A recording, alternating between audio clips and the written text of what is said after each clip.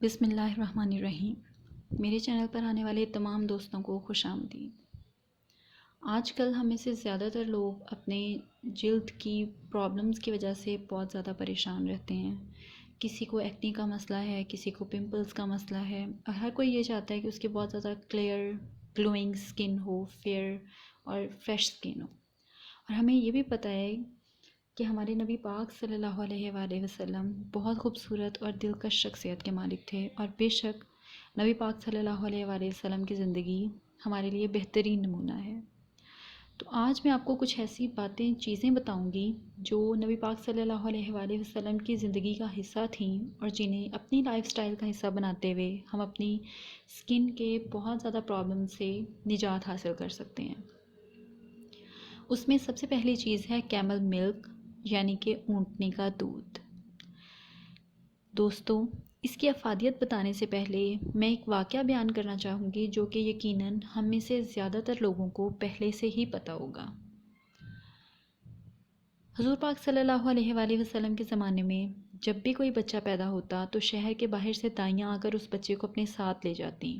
اس کی وجہ یہ تھی کہ اگر نومولود بچے شہر میں رہتے تو وہ مختلف بیماریوں کا شکار ہو جاتے تھے، اس لیے انہیں کھلے صحرا میں دائیوں کے ساتھ بھیج دیا جاتا تھا، اور یہی ان دائیوں کا ذریعہ معاش بھی ہوا کرتا تھا۔ اسی طرح دائی حلیمہ سعدیہ ہمارے نبی پاک صلی اللہ علیہ وآلہ وسلم کو ان کی پیدائش کے بعد اپنے ساتھ لے گئیں۔ جیسے ہی دائی حلیمہ سعدیہ نے نبی پاک صلی اللہ علیہ وآلہ وسلم کو اپنی باہوں میں لیا، انہوں نے اسی وقت سے یہ باتیں نوٹس کرنا شروع کر دیں کہ ایک بادل کا ٹکڑا ہمہ وقت ننھے نبی پاک صلی اللہ علیہ وآلہ وسلم کے سر پر رہتا، جو انہیں سورج کی شعاؤں سے بچائے رکھتا۔ نبی پاک صلی اللہ علیہ وآلہ وسلم کی آمد سے پہلے حلیمہ سعدیہ اور ان کا خاندان بہت غربت کی زندگی بسر کر رہا تھا، لیکن نبی پاک صلی اللہ علیہ وآلہ وسلم کے آتے ہی ان کے گھر میں رزق کی فراوانی ہو گئی۔ دائی حلیمہ سعدیہ کے پاس ایک اونٹنی بھی تھی جو بالکل بھی دودھ نہیں دیا کرتی تھی، لیکن حضور پاک صلی اللہ علیہ وآلہ وسلم کے آتے ہی اس کے تھان دودھ سے بھر گئے۔ اور یقیناً ہم میں سے بہت سارے لوگوں کو یہ بات نہیں پتہ ہوگی کہ اونٹنی کا دودھ ہماری سکن کے لیے بہت فائدہ مند ہے۔ اونٹنی کے دودھ کے اندر لیکٹک ایسڈ بہت زیادہ مقدار میں پایا جاتا ہے، جو کہ ایک اینٹی ہائیڈروکسی ایسڈ ہے، اور یہ ہماری جلد سے ڈیڈ سکن سیلز اور جرمز کو ختم کرتا ہے اور جلد کو پھٹنے سے بچاتا ہے۔ اس کے ساتھ ساتھ اس میں اینٹی بیکٹیریل پراپرٹیز بھی ہوتی ہیں جو کہ ہماری سکن سے ایکنی کازنگ بیکٹیریاز کو مارنے میں بہت مدد کرتی ہیں۔ اس کے ساتھ ساتھ یہ ہمارے بالوں اور ناخنوں کے لیے بھی بہت مفید ہے۔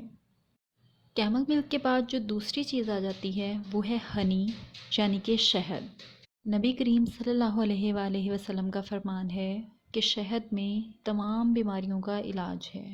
But nowadays you have to be very careful before using honey، کیونکہ آج کل مارکیٹ میں زیادہ تر ہنی کی پروڈکٹس پیور نہیں ہوتی، موسٹلی ان میں شوگر ایڈ کی ہوئی ہوتی ہے، یا وہ آپ کی سکن کے لیے اتنا بینیفٹ نہیں کرتی جتنا وہ اس کو ڈسٹروائے کر دیتی ہیں۔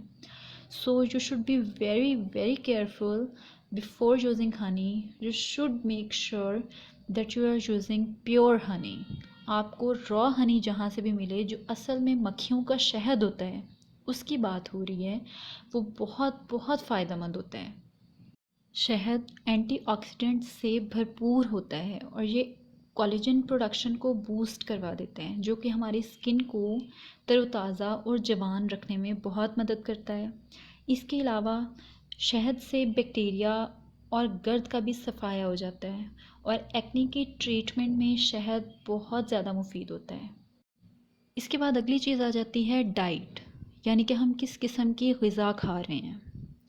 حضور پاک صلی اللہ علیہ وآلہ وسلم اپنی خوراک کا بہت خیال رکھتے تھے۔ آپ کبھی بھی بھوک کے بغیر کھانا نہیں کھاتے تھے، اور نہ ہی بھوک سے زیادہ کھانا کھاتے تھے۔ آپ صلی اللہ علیہ وآلہ وسلم بہت سادہ اور قدرتی غذائیں کھانا پسند فرماتے تھے۔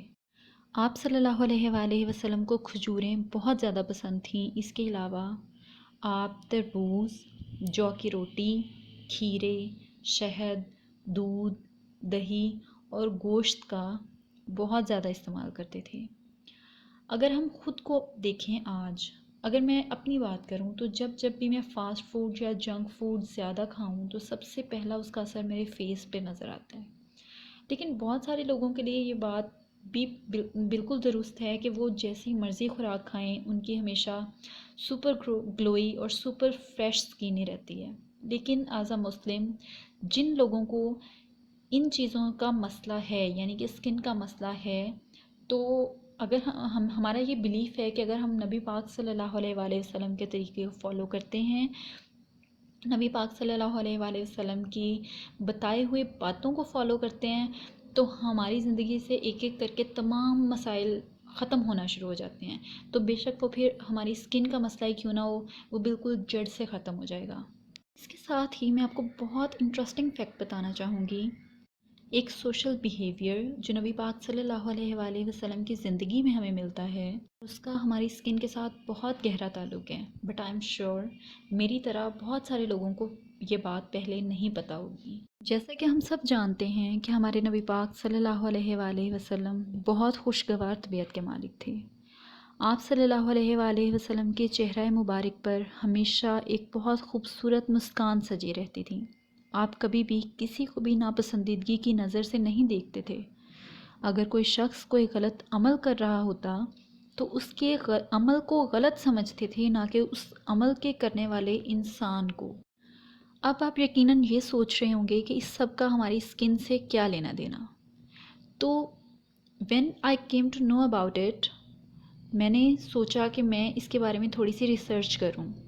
تو میں نے جب اس کے بارے میں ریسرچ کی تو میں نے یہ جانا کہ اسٹڈیز ہمیں یہ بتاتی ہیں کہ جو لوگ دوسروں پر زیادہ غصہ کرتے ہیں یا جو ہر ٹائم اگریسو رہتے ہیں، ہر ٹائم دوسروں کے لیے مطلب غصے سے کچھ سوچتے رہتے ہیں، ان لوگوں کے بوڑھے ہونے کے چانسز بہت زیادہ بڑھ جاتے ہیں، جلدی بوڑھے ہونے کے چانسز، یعنی کہ نارمل پیپل سے جلدی بوڑھا ہونے کے چانسز ان کے بہت زیادہ بڑھ جاتے ہیں. You can also search about it in case of any doubts.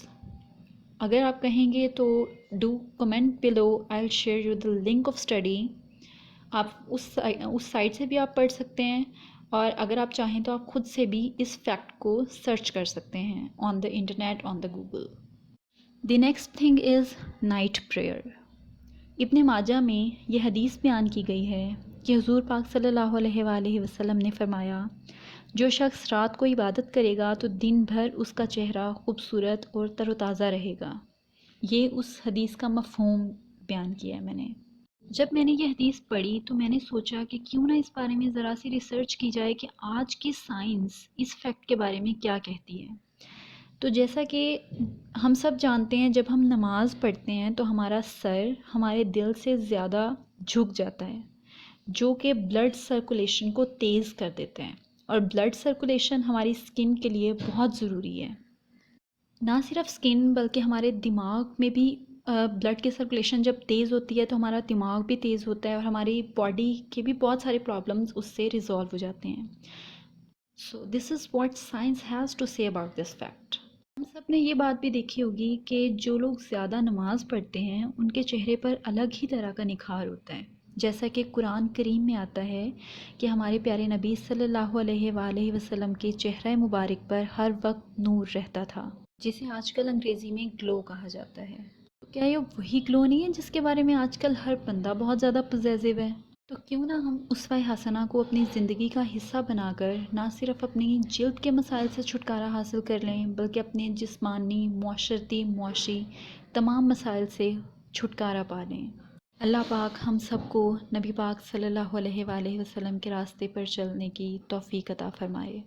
اگر میں نے کسی حدیث یا واقعے کو بیان کرنے کے اندر کوئی غلطی کوتاہی کی ہو تو خدا را معاف فرمائیے گا، اور نیچے کمنٹ سیکشن میں میری کریکشن ضرور کر دیجیے گا. دوستو، اگر آپ کو یہ ویڈیو اچھی لگی ہے تو کائنڈلی لائک، شیئر اور کمنٹ ضرور کر دیجیے گا، اور نیچے موجود سبسکرائب کے بٹن کو ضرور پریس کر دیجیے گا. جزاک اللہ خیر.